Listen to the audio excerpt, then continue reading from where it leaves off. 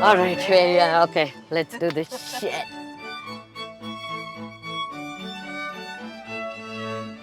Hi, Veer. Good morning. Good morning. How are you doing? Good, How good, are you good. feeling? I'm a little nervous. Yeah, I'm not because I'm asking all the Yeah. questions to you. But thank you for saying yes to this when I, asked you. I know Pride Month. I was wondering whether you would say no because everyone's. I think it's in the news, right? June comes and everyone just suddenly starts talking about Pride. Yeah, that's important too, is what I've realized. Right. I've realized that it's important that To talk about pride. I mean, if June month is what will make us talk about it, Yeah. then What does pride personally mean to you? And that's one of my favorite questions that I love asking every single person. what is the opposite of pride, Mm, right? And opposite of pride is shame.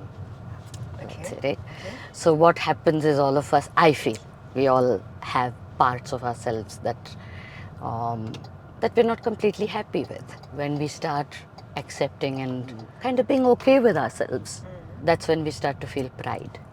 This is sometimes because of, sometimes despite the atmosphere, the environment that we're raised in. Then what happens is, then once we feel okay with ourselves, then we look at people around us and say, okay, not everybody feels okay with themselves and everybody needs to be okay with themselves. Yeah. So then we get out on the streets, fight for our rights first, then we advocate for rights of people who don't have them at the moment. Right. When we were kids, they used to talk about this thing called ghamand, arrogance. Yeah. I used to think of it as, well, it's not really arrogance, but it's more like self-respect. I remember this very, very clearly when the Delhi High Court judgment came.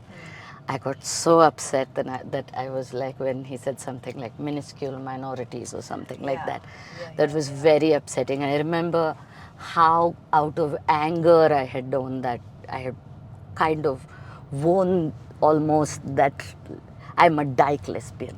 Now you tell me, right? I am a minuscule, I am a criminal. Sometimes it comes out of defiance, out of anger with what you're not allowed to be. But I'm slowly going back to queer. And other than that, I'm an entrepreneur, I'm a teacher.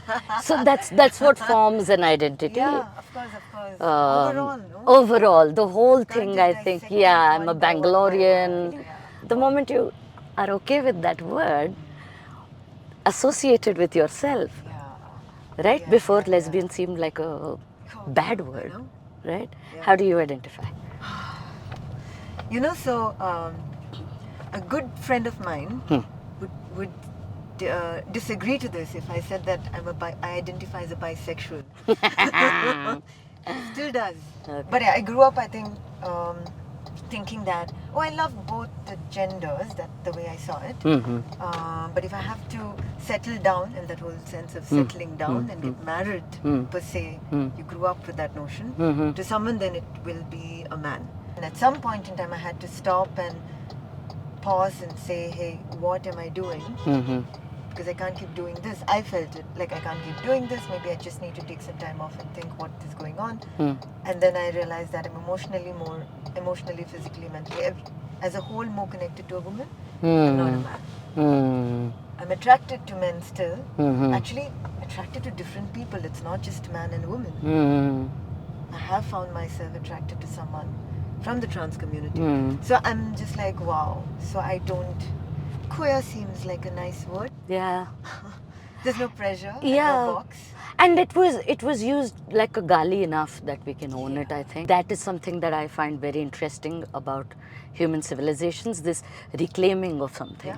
You use it as a bad word first and then reclaim the word, reclaim the space. And then, which I love the idea of being queer, of being, who doesn't want to be different, right? Or quirky or weird for that matter. Yeah. Right? No, I agree with you.